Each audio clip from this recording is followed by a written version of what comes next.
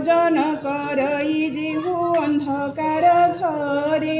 स्नान परे हुई जे तैल मर्दन करई जे नख मुने भूमि विदारण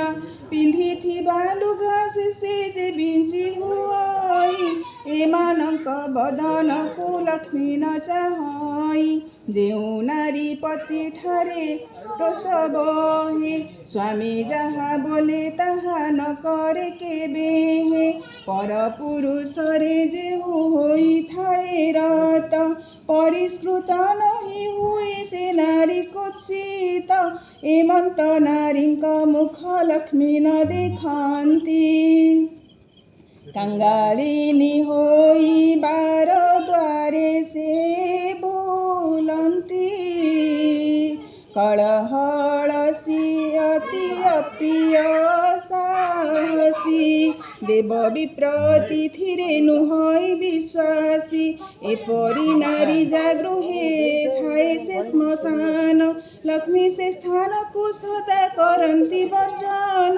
से नारी भक्ति जेउ नारी भक्ति चिते न सेवे स्वामी को सेहु जन्मे जन्मे हुए स्वामी दुखे दुखी जेउ नारी स्वामी की देवता सममणि सेवा करी तो सुधाए तार मति चिन्हि निज अंग परिष्कार करी शुचि हुए सान बड़ समस्त को समभावे चाहे परसी बाकाड़े पक्षपात जे न करे स्वामी पुत्र समस्त को बाढ़े समान रे पति को आज्ञा को केभे न पकाए तड़े स्वामी दुखे दुखी सुखे सुखी होई चढ़े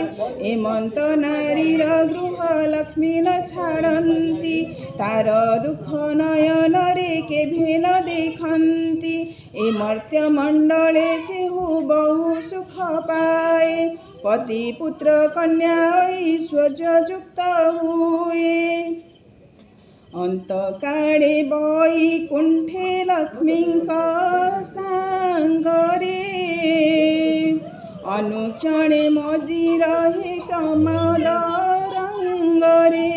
सधवा नारीर पति बिना नहीं गति जप तप देव पूजा ताहार अनीति पति सेवा छाड़ी वृथा व्रत जे करई जन्म जन्मांतरे बाल्य विधवा हुई जेउ नारी आनंदरे अतिथि से भई